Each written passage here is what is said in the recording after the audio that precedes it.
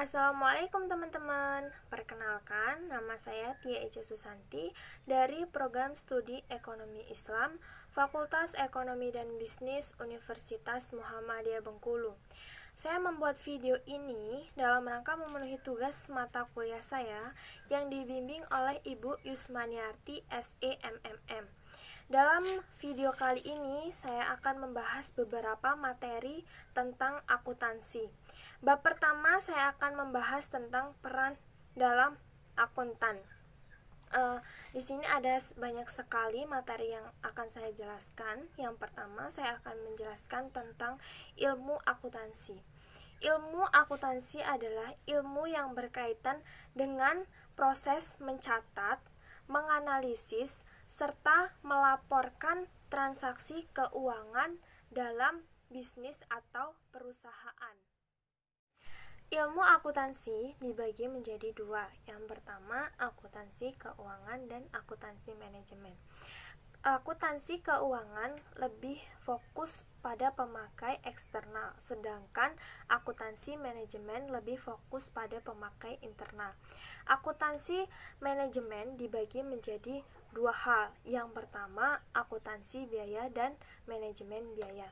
Akuntansi biaya adalah proses pencatatan keuangan yang di dalamnya terjadi penggolongan dan peringkasan atas suatu biaya produksi atau jasa. Sedangkan manajemen biaya adalah proses menemukan dan melaksanakan suatu proyek atau pekerjaan yang baru. Kemudian selanjutnya kita lanjut ke materi yang kedua, yaitu tentang perbedaan utama akuntansi dan manajemen. Bisa kita lihat perbedaannya dari segi tujuan. Manajemen lebih membantu manajer dalam mengambil keputusan, sedangkan akuntansi mengomunikasikan posisi keuangan. Dari pemakai utama, manajemen lebih ke pemakai internal atau manajer internal, sedangkan akuntansi lebih ke pemakai eksternal. Kalau manajemen itu fokus berorientasi ke masa depan, sedangkan akuntansi berorientasi ke masa lalu. Dalam aturan, manajemen lebih ke biaya, manfaat, sedangkan akuntansi ke GAPP. Dalam rentang waktu, manajemen waktunya bervariasi, sedangkan akuntansi itu tahunan atau kuartal. Kemudian ada beberapa hal yang perlu diketahui, yaitu tentang strategi dan manajemen biaya strategis. Strategi yang dimaksudkan di sini adalah menjelaskan bagaimana perusahaan menyelaraskan kapitalisnya dengan peluang di pasar untuk mencapai tujuan. Sedangkan manajemen biaya strategis berfokus secara khusus pada dimensi biaya dalam strategi keseluruhan. Selanjutnya adalah materi yang keempat tentang akuntansi dan manajemen nilai. Yang pertama ada rantai nilai. Rantai nilai atau value chain adalah rangkaian fungsi bisnis di mana manfaat ditambahkan ke produk atau jasa perusahaan. Rantai nilai terdiri dari 1. Penilaian dan pengembangan, 2. Desain, 3. Produksi, 4. Pemasaran, 5. Distribusi, 6. Layanan pelanggan. Kemudian, akuntansi manajemen dapat menyediakan informasi dalam masing-masing area ini, serta analisis dapat juga mencakup rantai nilai. Selanjutnya, materi yang kelima yaitu faktor-faktor kunci keberhasilan suatu perusahaan meliputi yang pertama, biaya dan efisiensi, yang kedua, waktu, yang ketiga, kualitas, serta yang keempat, inovasi. Saya langsung lanjut aja ke materi yang keenam, yaitu tentang sistem perencanaan dan pengendalian. Perencanaan atau planning di sini dimaksudkan memilih tujuan serta memprediksi hasil ke bagian organisasi. Sedangkan pengendalian atau kontrol mencakup tindakan mengimplementasikan keputusan perencanaan. Untuk materi yang ketujuh yaitu peran akuntan manajemen. Yang pertama ada pemecah masalah, yang kedua pencatat skor, yaitu mencatat skor dan mengomunikasikan skor kepada manajer yang bersangkutan. Untuk meningkatkan manajemen, mengevaluasi pelaksanaan rencana yang telah disusun. Dan yang ketiga, pengarah perhatian. Sebagai penarik perhatian, mencakup informasi penyimpangan pelaksanaan. Rencana yang disajikan lebih menarik perhatian, agar mereka dapat merumuskan tindakan untuk itu berlanjut.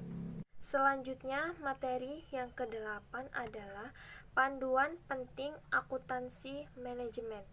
Yang pertama, pendekatan biaya manfaat. Pada umumnya harus melebihi biaya sebagai aturan keputusan dasar. Yang kedua, pertimbangan pelaku dan teknis. Di sini kemanusiaan sangat dilibatkan dalam keputusan, tidak hanya uang.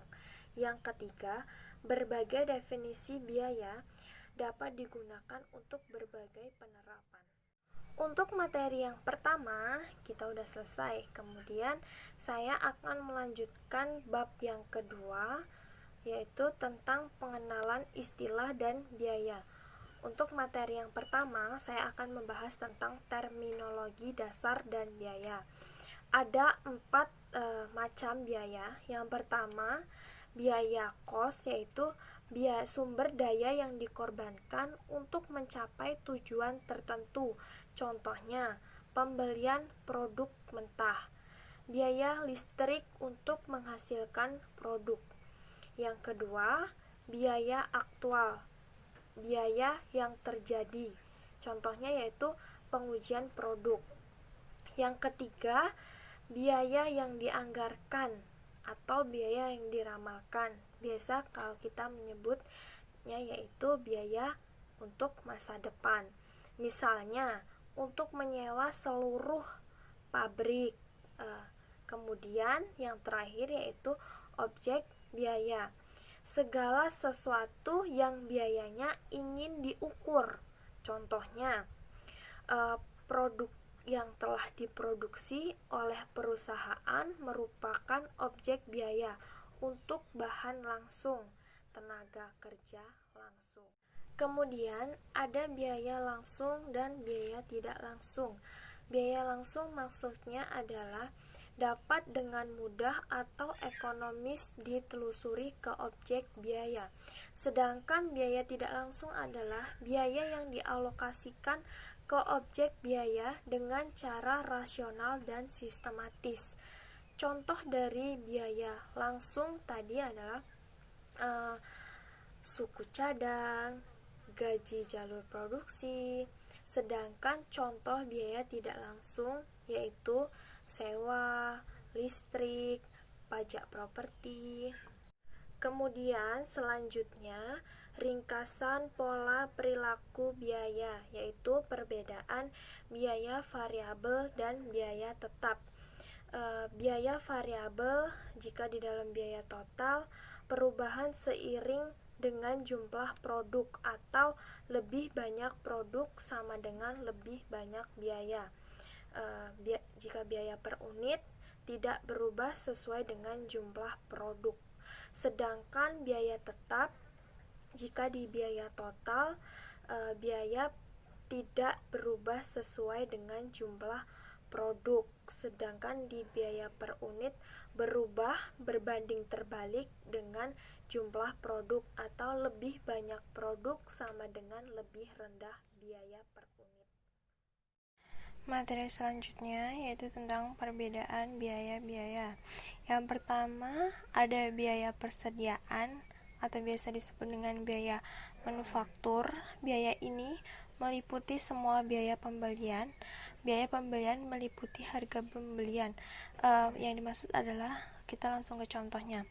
Untuk digunakan dalam proses produksi atau untuk dijual kembali. Yang kedua, biaya periode tidak punya nilai masa depan dan diperhitungkan sebagai beban.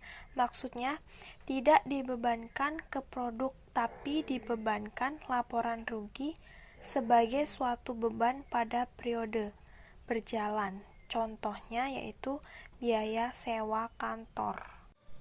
Berikut adalah contoh laporan harga pokok produksi atau cara menghitung harga pokok produksi. Di bawah berikut adalah contoh dari Seluler Products untuk tahun yang berakhir 31 Desember 2007.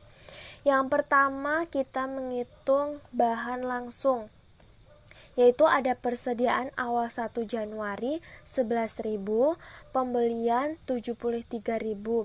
Kemudian kita menghitung biaya bahan langsung tersedia digunakan, yaitu dengan cara persediaan awal 1 Januari ditambah dengan pembelian 11.000 ditambah 73.000, hasilnya yaitu 84.000. Lalu persediaan akhir 31 Desember 8.000. Cara menghitung bahan langsung digunakan yaitu biaya bahan langsung tersedia digunakan dikurang dengan persediaan akhir 31 Desember. 84.000 dikurang 8.000, hasilnya 76.000. Tenaga kerja langsungnya 9.000. Overhead manufaktur. Kita langsung aja, total keseluruhan dari biaya overhead manufaktur adalah 20.000. Kemudian cara menghitung biaya manufaktur terjadi selama 2007 yaitu dengan cara menambahkan bahan langsung digunakan ditambah tenaga kerja langsung ditambah biaya overhead manufaktur totalnya. Jadi 76.000 ditambah 9.000 ditambah 20.000, hasilnya 105.000. Persediaan barang proses awal 1 Januari yaitu 6.000. Nah, itulah hasil untuk biaya manufaktur total untuk diperhitungkan yaitu 111.000. Kemudian persediaan barang proses akhir 31 Desember 7.000. Lalu kita mencari harga pokok produksinya yaitu dengan cara biaya manufaktur total untuk diperhitungkan dikurang dengan persediaan barang proses akhir 31 Desember. 111.000 dikurang 7.000 sama dengan 104.000. Nah, itulah hasil harga pokok produksinya yaitu 104.000. Berikut adalah contoh laporan laba rugi dari Seluler Products untuk tahun berakhir 31 Desember 2007 dengan pendapatan 210.000. Harga pokok penjualan barang jadi awal 1 Januari 22.000. Harga pokok produksinya 104.000. Kemudian untuk mencari barang tersedia waktu 1 Januari yaitu dengan cara barang jadi awal 1 Januari ditambah dengan harga pokok produksi 22.000 ditambah 104.000 sama dengan 126.000. Barang jadi akhir 31 Desember 18.000.